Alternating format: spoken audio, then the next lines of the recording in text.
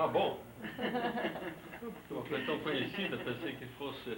Não, eu estou imaginando que seria uma coisa mais suave, né? Vai botar sei lá, uma sinfonia, uma coisa aí muito barulhenta.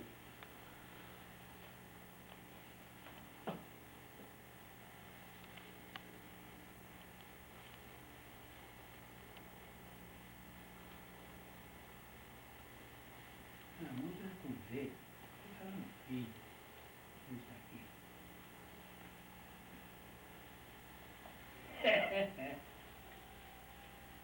Isso, né? Achou? Sim. Tá bom. Achei o Mozart até agora. Ah, bom. Vocês já tinham achado o disco. Não.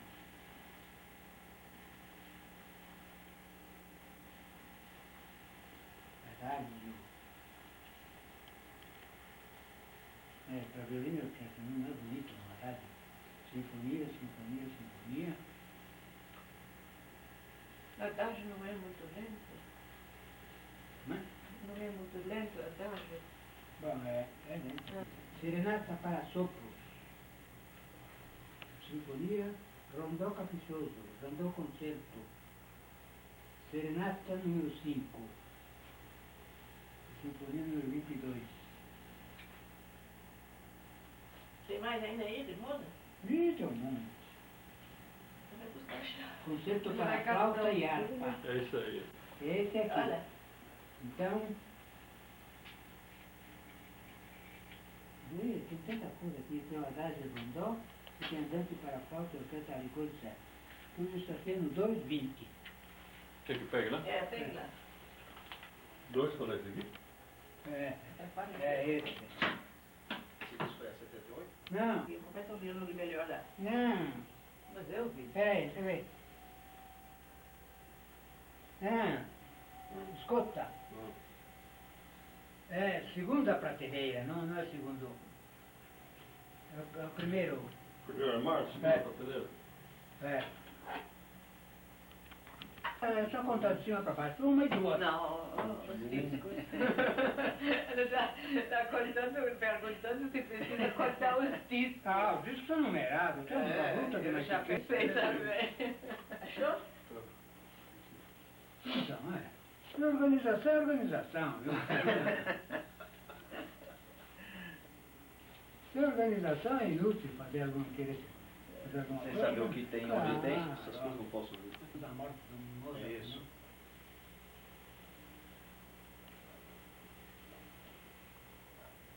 Eu guardo lá para põe lá. Tá com você? Eu vou ensinar a cortar. Tá brincando, É esse lado aqui.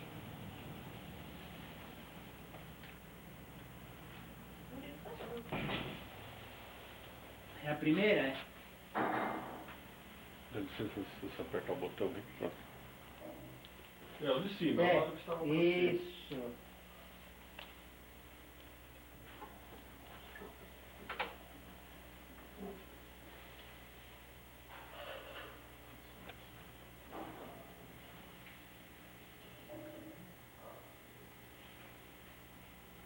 Essa vitrola é a vitrola que o senhor fez, né? É. Quem puxa se quiser. Quando que o senhor fez a vitrola, professor? Ih, faz tempo, faz tantos anos. Ué, não está funcionando a coisa aqui.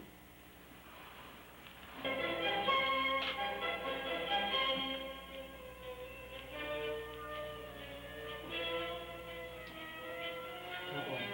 Sim.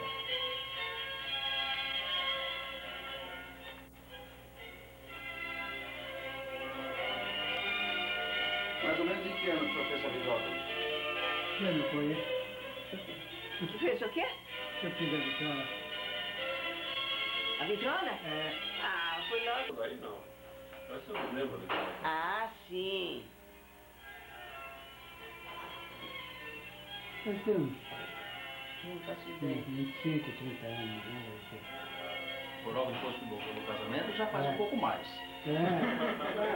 Mas Casamento, ano que vem vai fazer 60 anos. Porque no nosso tempo não tinha televisão, né? É.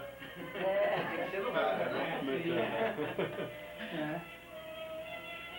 Não sei se você chegou a ouvir novela das 5 na Rádio São Paulo. Na Rádio São Paulo, eu não ouvia as novelas, mas eu me lembro que tinha uma tia que ouvia o dia inteiro a rádio. Eu às vezes até ouvia. A Rádio São Paulo. E o prefixo musical era sempre o intermédio da traviata. Isso, exatamente. Era mesmo prefixo sempre. Lembra? E eram assim, eram apresentações muito vivas, né? Parecia assim que a gente via as coisas. E era muito mais interessante do que a televisão. Mais do que a gente imaginava. Imaginava. Era como uma leitura. Isso mesmo. Eu também sempre achei muito mais interessante do que Professor, eu vou fazer uma pergunta para o professor sobre a epilepsia. Já está rodando? Eu queria fechar a porta do armário. Como é que Fecha a o porta do senhor, armário. constituição parcial epilética, Como parcial? a constituição patológica epilética, como o senhor caracteriza ela? É a Constituição. Como chama? Epilética? Isso. Epilética.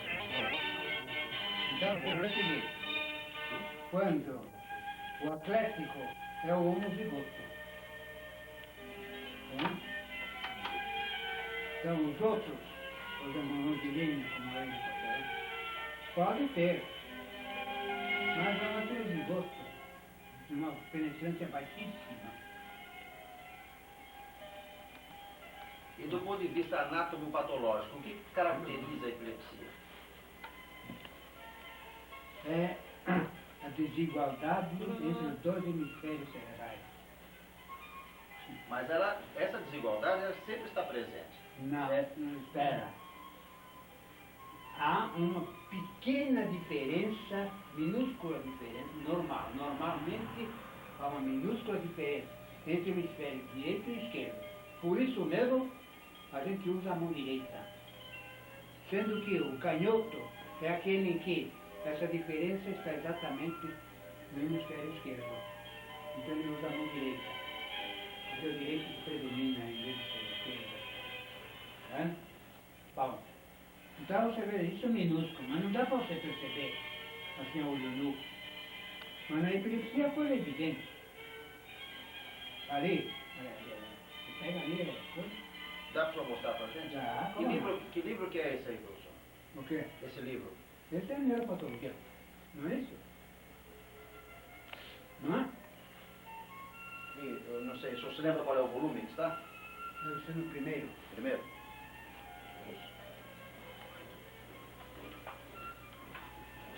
Então, essas são as bases anatomopatológicas da neurologia e da psiquiatria. Então, é. E são em 2 volumes. Isso.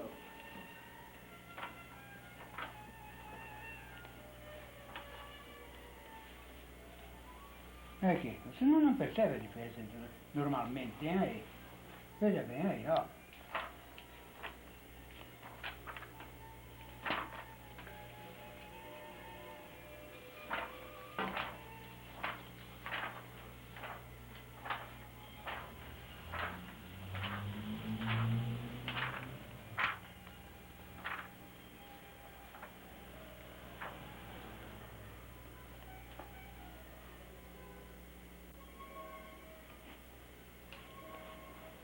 Então aqui, já macroscopicamente, nós vemos uma diferença dos dois Claro, hemisférios. você está vendo aqui.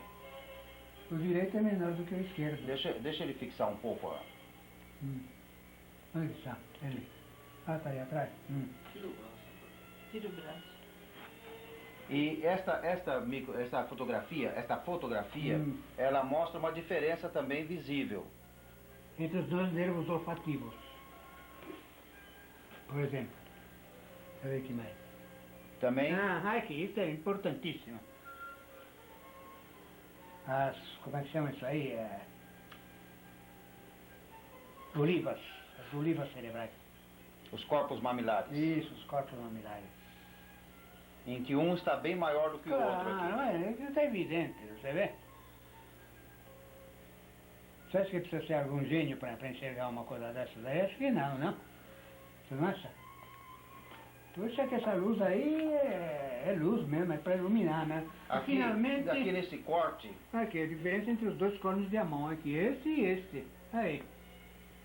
Este bem maior É, claro. e este Não é que aqui é normal. Esse aqui não. Este é o tamanho normal. Isso. Aqui, normalmente, aqui os dois normais. Tá vendo? Normalmente, que o senhor encontra na epilepsia, essas diferenças de tamanho abrangem todas as estruturas ou abrange apenas algumas estruturas? Depende. Tudo varia consideravelmente. Pode ser só essas estruturas aí e pode ser diversas outras. Então você vai encontrar um débil mental, por exemplo, que é epiléptico também. Por quê? Porque ele tem uma hipoplasia no cérebro. Como é, não?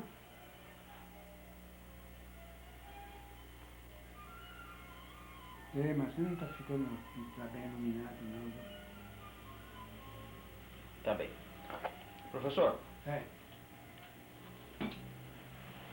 Puxa, E- isso aí ilumina mesmo. Olha que agora está escuro aqui dentro. cuidado Né? agora para não se queimar. Hã? Tá escuro agora aqui. Ideia de que isso é uma coisa que veio crescendo na observação das autópsias, na observação dos pacientes, das pessoas, etc. Mas alguma leitura ou algum fato já anterior, algum conhecimento que o senhor adquiriu de professores anteriores ou de professores seus, começou a chamar a atenção desse fato Não. da epilepsia ter base anatomopatológica, essa diferença cerebral? Não. Começa a dizer o seguinte, isso aqui não é original meu, hein? Isso aqui é sabido. Isso é. Está. Não se encontra facilmente em qualquer livro de patologia, não, viu? Mas você encontra livro de patologia com ele. É que eu disse. O Fanner Monte estabeleceu que asma é uma manifestação da epilepsia. Sim, mas isso já estava em Hipócrates. Como? Já estava em Hipócrates. Não sei se estava. Sim, naqueles escritos dele sobre epilepsia, a doença sagrada, Sim. ele já fala sobre a asma como... Ah, é? como É? E ele também Obrigado. chama a atenção da diferença dos hemisférios cerebrais. Ah, é? Poxa vida, que colosso, hein? Tá vendo? Mas Não, porque tem o seguinte, essa diferença é claro que se apresenta sobre o organismo. Então se você olhar as mãos do indivíduo, por exemplo, você vai ver que as duas mãos não são rigorosamente iguais. Pode ver esses dois dedões aqui, veja se eles são iguais. Sim, sempre há uma diferença, inclusive no comprimento dos membros. De tudo, olha aqui, tá vendo? As Sim, diferenças. claro, É? são bem diferentes. É, pois é. Eu tenho bronquite hepática, viu? É. Tá vendo? É, os dentes. Essas coisas no Os dentes também. Diferente. Esses são os estigmas Exatamente. que nos dão a possibilidade do diagnóstico. Exatamente. Exatamente. Os estigmas. Isso que se chama estigma degenerativo.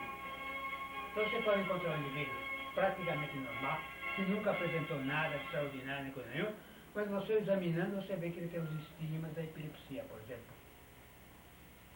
Tem. Só que ele não é epiléptico. Quer dizer, não apresenta as manifestações da epilepsia. Porque o mesmo gene que determina a epilepsia determina a formação desse estigma. Claro, pois é. Isso é uma anomalia constitucional. É o que eu digo sempre.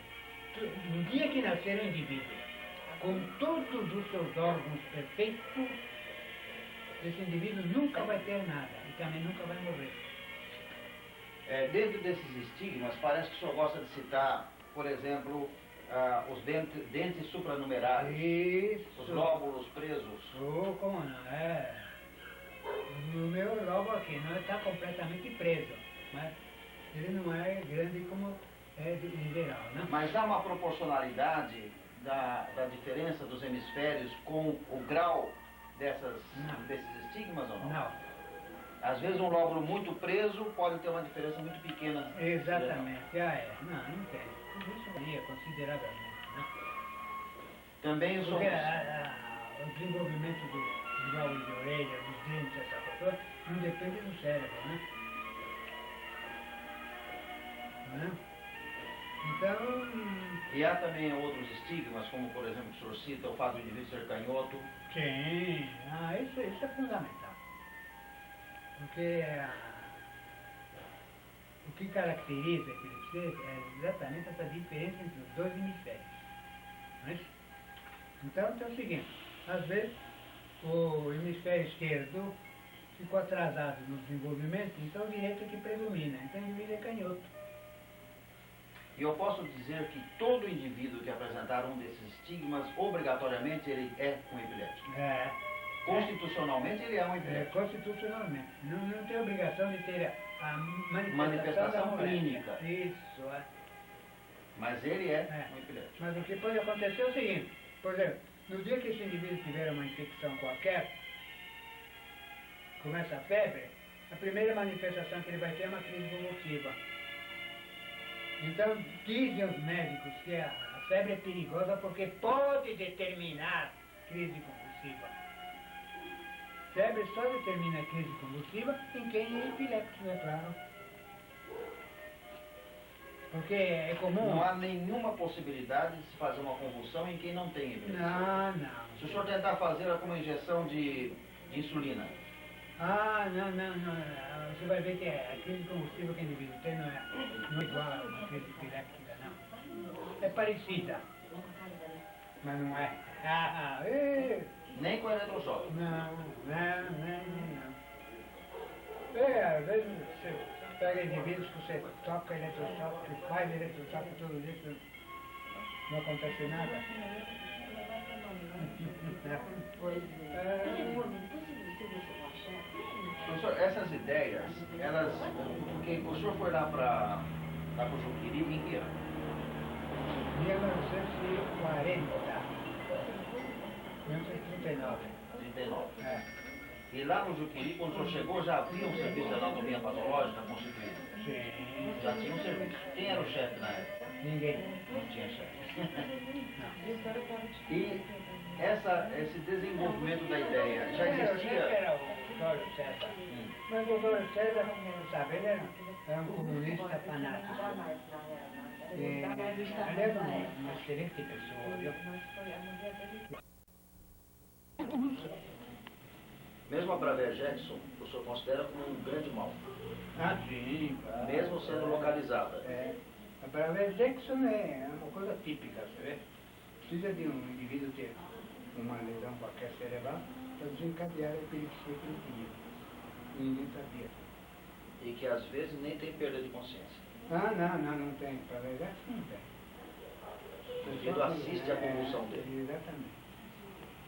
Mas é considerado por ter convulsão um grande mal. Um grande mal. O pequeno mal é quando não tem Não a tem convulsão. convulsão. Então seriam os equivalentes. Isso. Pequeno mal é, por exemplo, às vezes o indivíduo está falando, não vai fazer uma reunião comum. Muda a pouco ele desliga. A crise de ausência. É. Desliga completamente. Então, às vezes é depois fica assustado. Como? O que é? Por que eles estão fazendo aquilo? Então, aí no pequeno mal, que seriam essas equivalentes epiléticas, o senhor coloca também, por exemplo, as vertigens. As vertigens. As vertigens também. É, não. Então são as vertigens, a crise de ausência, Isso. aquelas crises de escotomas, crises visuais.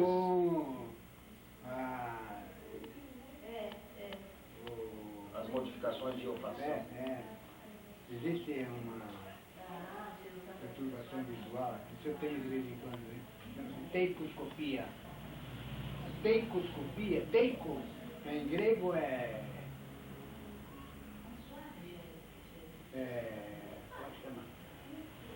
como é que chama? Fortaleza.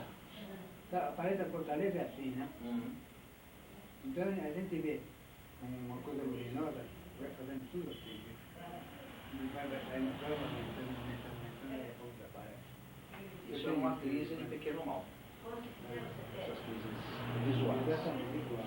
E as crises também de olfação, aquelas modificações. E essas crises de pequeno mal dependem do local em que está instalada a malformação. Por exemplo, se é no nervo olfativo, se é em outro local. Deve ser. Aí que está, falta documentar tudo isso. É possível, mas não existe uma documentação que prove isso. Não. pelo menos que eu saiba. Eu procurei fazer essa documentação, sabe? Mas a questão é a seguinte, os casos clínicos são muito mal feitos, né? Então quando chega para a autópsia, eu não posso dizer, olha, esse indivíduo é epiléptico, e acabou. Tá vendo? Não posso dizer mais nada. Professor, também seria um pequeno mal a alucinação. Alucinação. Alucinações, sim. É. Eu poderia dizer que a esquizofrenia é uma epilepsia? Não, mas não é que poderia dizer, é que tem que dizer. É. É. Tanto que você cura ou melhora consideravelmente a esquizofrenia, produzindo epilepsia no indivíduo, quer dizer, desencadeando a crise Quer convulsiva. dizer que na autópsia do esquizofrênico nós vamos encontrar uma malformação. Estou farto de... Isso fiquei farto de mostrar em Juqueri, só que ninguém aceitava. Porque médico só aceita aquilo que é estúpido, asmático, desonesto. Só. Não, fora disso, ele não aceita mais nada, não, viu? Não adianta a gente mostrar, porque... Na realidade, essa divisão entre esquizofrenia e epilepsia não existe. Não. A questão é a seguinte, todo mundo me dizia, então você quer saber mais do que fulano, esse estava lá, um psiquiatra alemão, ou um psiquiatra americano, não me interessa nada disso, eu não quero saber O mais nem substrato é o menos. mesmo? Me interessa é a autópsia que está aqui, acabou-se. Não é só. Bom, o médico é muito difícil, né? Fazer qualquer coisa. Por isso a medicina, é muito difícil progredir a medicina, né? Muito difícil. O senhor coloca então que a malformação, ou seja, a diferença de tamanho entre os hemisférios ou partes deles, Uhum. né? Então, por exemplo, entre os corpos mamilares ou É, partes é. dos hemisférios, né? Ah. É que determina o substrato anatomopatológico da epilepsia. Isso, exatamente. É isso. Outra Agora, coisa. o desencadeamento da crise de qualquer tipo, ela tem por fundamento dois fatores, alergia e vascular, Não, a alergia é só, ponto.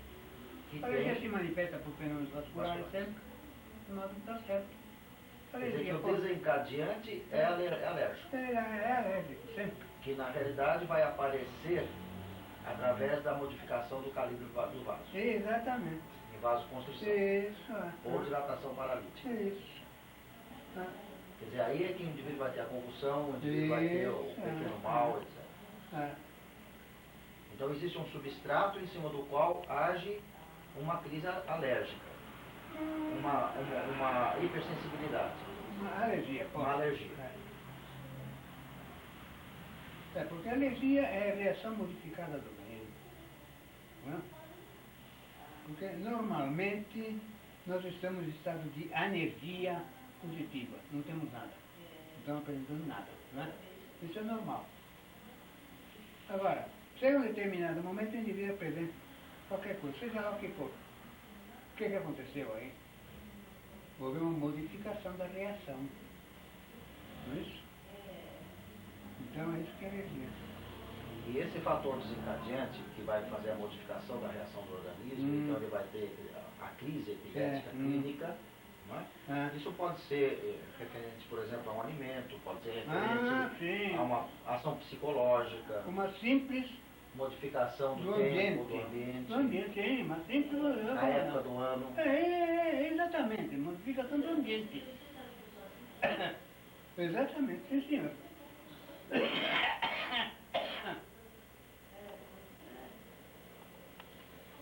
Houve uma pessoa muito importante da história da medicina, que teve a sua primeira crise epiléptica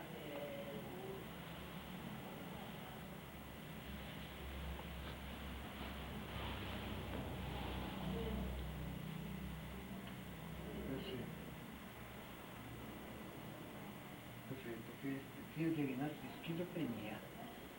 E um belo dia ele desencadeou uma crise epiléptica.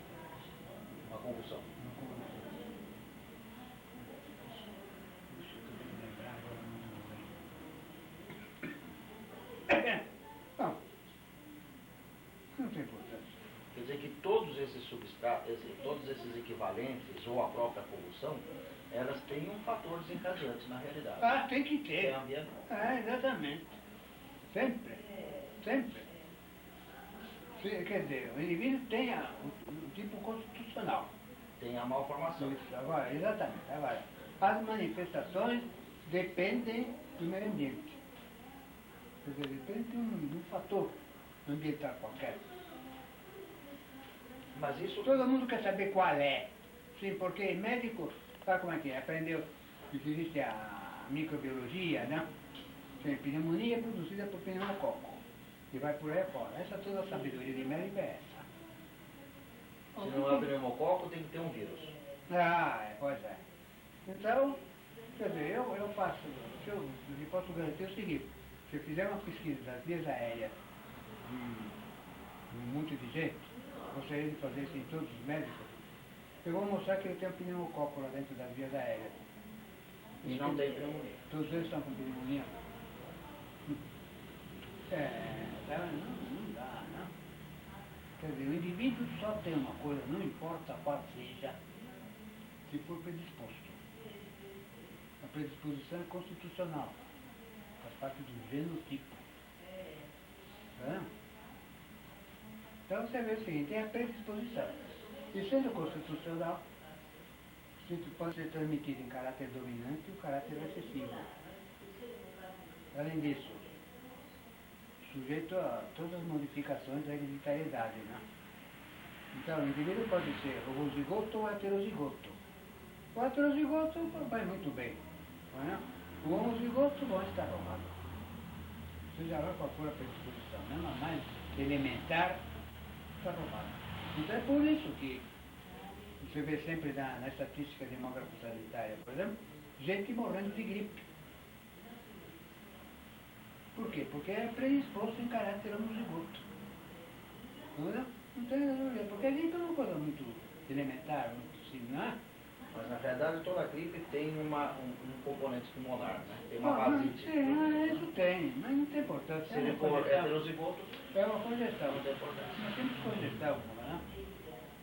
Sendo heterozigoto, ele supera isso perfeitamente. Por quê? A saúde é dominante sobre a doença. É por isso que todos nós vivemos em estado de saúde aparente.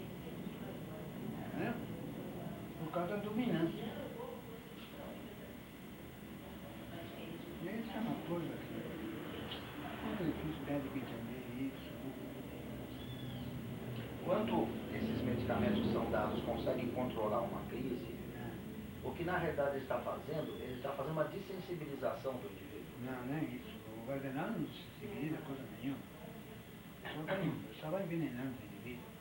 E por que às vezes a gente vê um indivíduo que aparentemente foi controlado na crise pelo Gardenal? Teria sido controlado melhor ainda se não tivesse tomado nada. Possivelmente esse seria Porque veja o seguinte, o indivíduo tem uma coisa qualquer, pode ser uma simples gripe, e tem uma crise convulsiva. Ele está curado das suas crises convulsivas. Do Hipócrates, tem 2000 anos isso. Quer dizer que possivelmente ele não estivesse tomando Gardenal, ele estaria muito bem também. Estaria melhor ainda. Melhor não é que estaria muito bem também, não. Estaria melhor. Você não sabe o que é Gardenal. Então, e às vezes o senhor coloca a ideia de que o epilético, se ele tiver a crise, ele estará ainda melhor. O que é esse melhor? Por que é melhor para o epilético se ele tiver a crise? Porque a crise descarrega aquilo que estava ali Preso. preso no cérebro. Né? Então ele vai melhorar o que? O temperamento? Ele vai melhorar a imunidade dele? De tudo. Você encontra indivíduo, por exemplo, que é o esquizofrênico. O esquizofrênico é um indivíduo que fica interiorizado. Exatamente por quê? Porque ele sente que tem que desencadear, vai desencadear alguma coisa, mas isso não desencadeia nada. Então fica daquele jeito, né? Isso que é esquizofrênico. Se ele vier até a crise, ele vai melhorar a esquizofrenia. Fica bom. É por isso que o tratamento da esquizofrenia é o eletrochoque. É eletrochoque. Ou então o cardiazol venoso, não? Professor, às vezes a gente vê alguns trabalhos, mostrando no caso do eletrochoque, por exemplo, existe um trabalho no Juqueri, eu acho que é do Pupo, sobre problemas aparecidos depois do eletrochoque, sobre hemorragias cerebrais, etc. Como o senhor analisaria isso? Não, espera. Tudo depende do seguinte. O eletrochoque, como qualquer outra coisa, não pode ser feito assim, de qualquer jeito, não é? Por exemplo, um indivíduo que é um hipertenso, você vai fazer um eletrochoque, você pode provocar alguma coisa ruim nele. Pode, perfeitamente. Uma hemorragia, por exemplo? Claro, é claro. Não se aplica um eletrochoque assim de qualquer jeito, não. Então, por exemplo, uma das contraindicações seria a hipertensão. Claro, perfeitamente. E o senhor viu muito problema com o eletrochoque? Não. É uma coisa rara. É. Eu, em autópsia, nunca pude dizer se o indivíduo foi feito eletrochoque, ele não foi feito. Em autópsia, nunca fiz. Nem edema cerebral. Não, nada. Nunca. Quer dizer que o eletrochoque funcionaria como um sensibilizante. Não. É sempre a mesma coisa. Se o indivíduo tiver alguma coisa. Ele você só pode muda dizer o outra. órgão de choque. É claro, você muda o órgão de choque. Acabou-se. Essa é a coisa mais notável que existe na medicina, só que ninguém sabe isso, e médico não consegue entender uma coisa dessa, não. Professor, por exemplo, o senhor falou na hipertensão. Nós vemos na clínica, às vezes, um indivíduo com assim chamada pressão alta e sem sintomas. Sem sintoma, perfeito. Outro indivíduo tem pressão alta e tem, por exemplo, vertigem. Tem. Eu poderia dizer que ele tem vertigem só se ele for epilético? Ah, perfeitamente. É um heterozigoto. Perfeitamente. Porque cada um de nós tem a pressão que precisa. Não existe hipertensão. A única hipertensão patológica que existe é a que se verifica na nefrite, na glomerulonefrite, Os agudos? não, A crônica?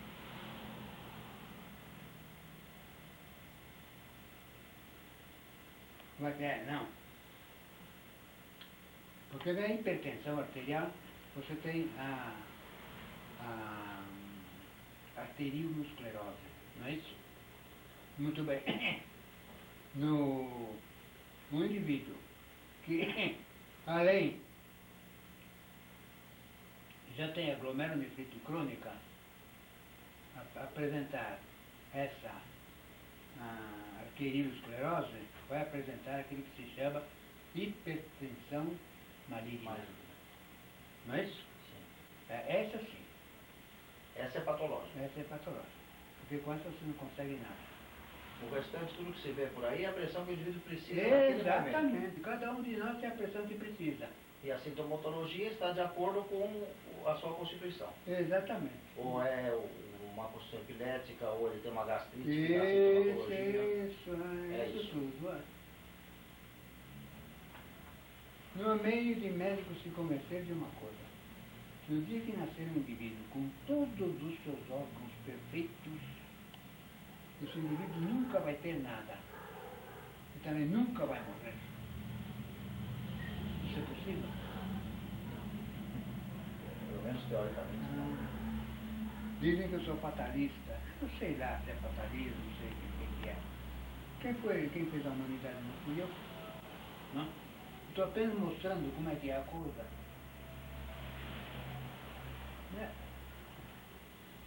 Vai observando. Veja bem, este hemisfério é maior do que este. Vamos aqui. Olha agora na parte inferior. Vejam bem aí. Esse lado é muito maior do que este. Vamos agora cortar. Veja esse corte. Veja aqui. Essa formação que está aqui, ó. Tá vendo?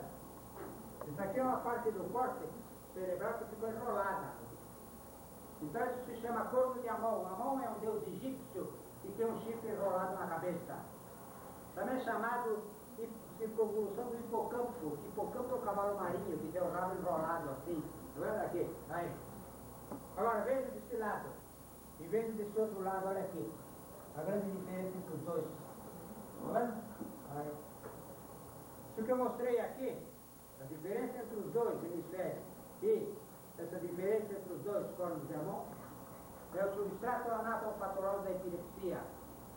Então, se no ambiente existirem condições, esse indivíduo vai responder, no mínimo, por crises convulsivas. Pode responder por outros modos, por outras coisas, mas vai responder, no mínimo, por crises convulsivas. É? Então, não existe uma causa para a epilepsia. A causa é evolução secundária. Está dependendo de aparecer no ambiente uma condição qualquer. Então acontece, por exemplo, que na primeira infância, por exemplo, a criança, por causa de uma amigdalite qualquer, ela tem a crise convulsiva. E como está com febre, isso é rotulado de convulsão febril. Então todo mundo fica impressionado, porque a criança teve febre e teve a convulsão. Em vez de soltar rojão. Porque quando acontece isso, daí para diante essa criança está imunizada contra a epilepsia. Não vai ter mais crise convulsiva, né? Mas o que acontece nesse caso, que fica assustado, vai levar para o médico, e o médico, é claro, que vai receitar uma coisa, inclui o rótulo ou na bula, está escrito que aquilo é anticonvulsivo. E todo mundo acredita nisso. Vamos seguir. Então, aí, bom. Já esse já é outro caso para saber se não consegue. Está vendo aqui do lado? Esse outro pequenininho. E podem ver que na superfície de corte os dois hemisférios são justamente iguais. Ora, como no desenvolvimento embrionário o crânio se adapta ao cérebro, nós vemos que aqui, veja a diferença entre essa foto cerebral média e essa outra. Uma é maior do que a outra. A mesma coisa acontece com as duas costas cerebrais anteriores. Uma é maior do que a outra. Então para poder subir isso um pouco mais, esse caso é muito desse. Podia ver. Olha, isso aqui é um cérebro praticamente normal. Não tem nada extraordinário. Isso aqui é uma coisa extraordinária que eu vou mostrar já já. Esse aqui do indivíduo tinha paraplenia. Paraplenia é um delírio alucinatório. É o indivíduo que tem, por exemplo, uma otite média crônica. Na otite média crônica está perfeitamente o indivíduo que tem os barulhos dentro do ouvido. Então, o indivíduo com uma perturbação psíquica, né, vai interpretar esses barulhos. Interpretá-los, é claro, de modo patológico. E esse indivíduo achar que havia os espíritos malignos que o xingavam o dia inteiro e a noite inteira, ele não podia dormir. Isso vinha por intermédio do rádio. Então ele chegou a procurar o governador, pedir a ele para fechar as estações de rádio, porque ele não podia dormir, não podia viver com esses xingamentos todos. E é claro que ele foi internado no UTI, morreu lá e depois foi feito autópsia, claro. O cérebro é praticamente normal, não tem nada extraordinário. Porém, olha aqui, olha, uma cisura separando os lobos occipitais do restante do cérebro, olha aqui, está vendo? Que normalmente não existe. Está vendo? Um cérebro alterado no desenvolvimento embrionário. Por isso, então, que ele tinha paraplenia. Porque quanta gente por aí afora tem otite média crônica e não tem essa manifestação. Vamos seguir. Agora, está vendo aqui, ó, esse indivíduo com uma grande diferença entre os dois lobos occipitais. Era um indivíduo que sofria de tremendos delírios alucinatórios visuais. Então, quando ele começava com esses delírios aqui, claro que a família ficava desesperada. Então, ele acabou sendo internado no Juqueri, veio aparecer lá e depois na autópsia, tá vendo? Os dois lobos occipitais estavam completamente diferentes um do outro, quando normalmente são iguais. Segue. Agora, são a coisa de quase todos os dias na prática médica, hein?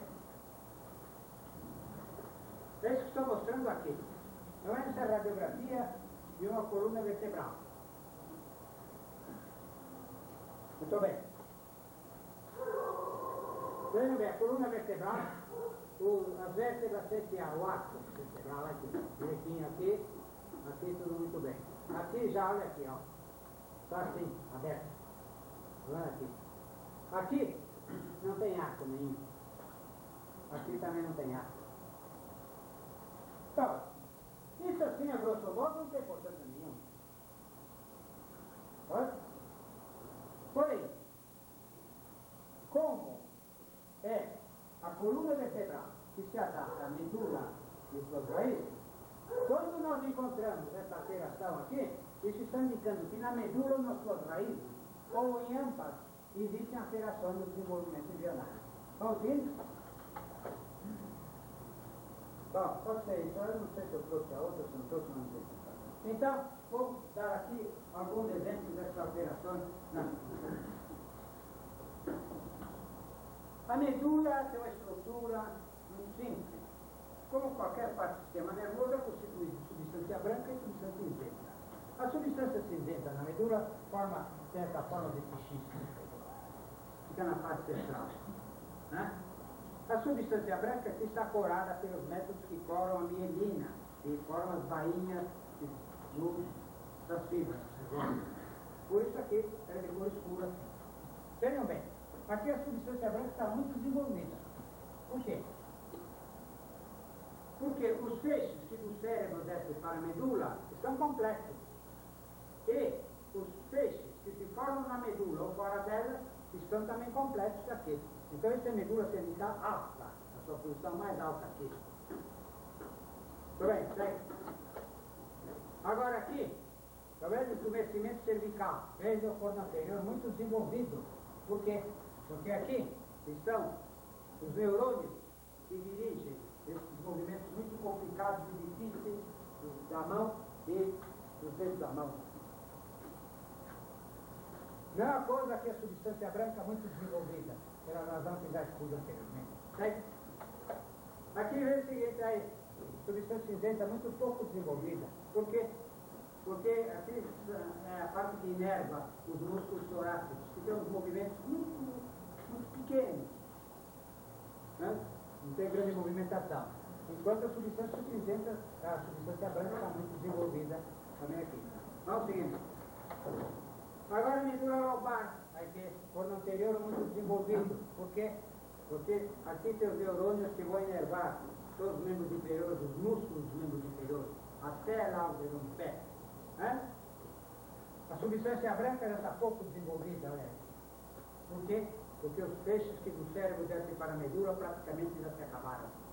E aqueles que começam na medula ou fora dela estão no começo, não pode ser muito desenvolvido.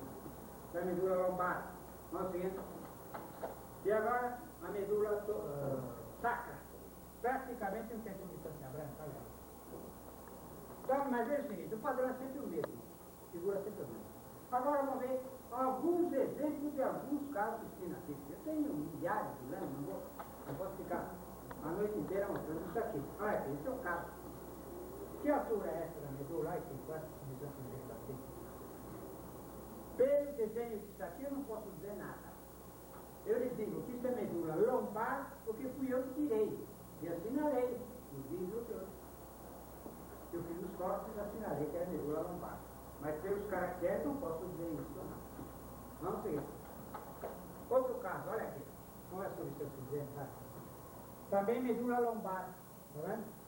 Mas pelos caracteres não é possível dizer nada. Além disso, a medula é o ovoide no sentido transversal. E aqui era o ovoide no sentido anterior-posterior. Vamos ver. Aqui é outra. Que altura é essa da medula? Não é possível dizer, na verdade. Veja como é a substância cinzenta aí. Aqui é final. Vamos seguir. Aqui, olha aqui. Isso aqui é medula lombar. Agora aqui tem outro apêndice da medula, aqui. Quase que é uma medula dupla. Vamos ver. Isso se chama diastematomia. Aqui é o seguinte, normalmente a medula tem um sulco anterior, está aqui. Mas não tem esse sulco posterior. Então Então, como consequência, não existe a comissura medial. Fala o seguinte. Aqui, veja aqui. Como é a substância cinzenta? Não se pode dizer que a sua não mistura, né? Continuemos.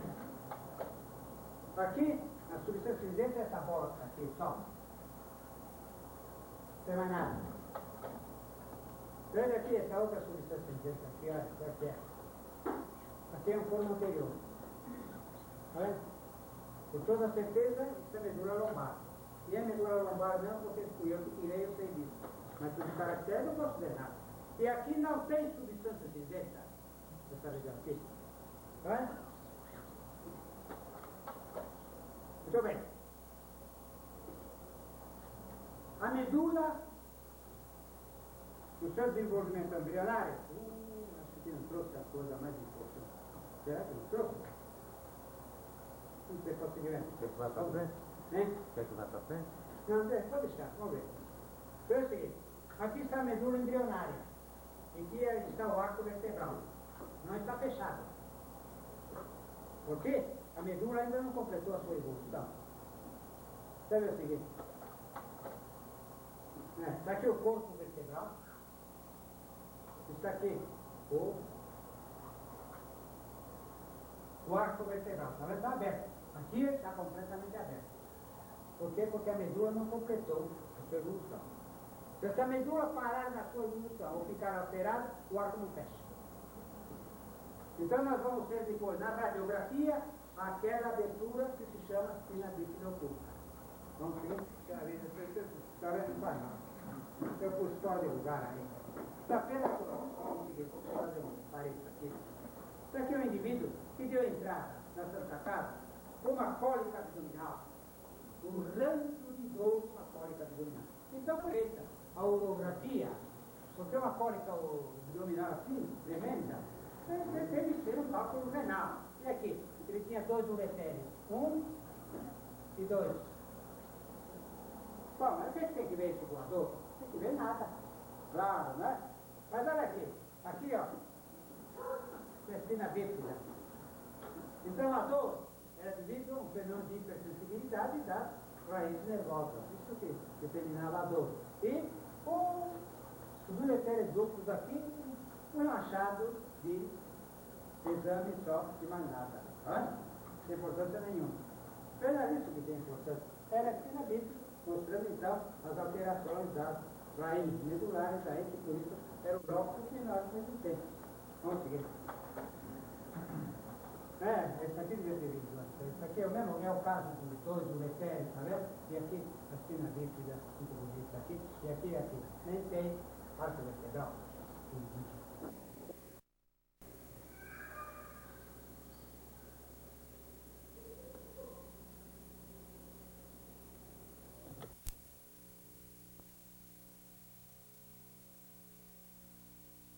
A Fátima não veio, ela disse que vinha, a Fátima vinha.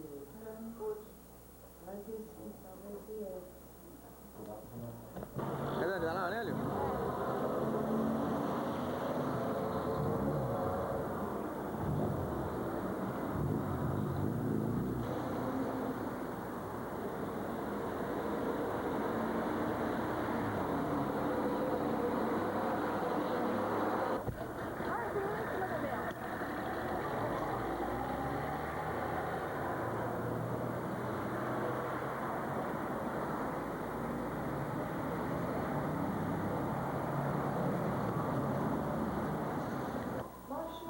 Vamos ver se eu for bom na filmadora.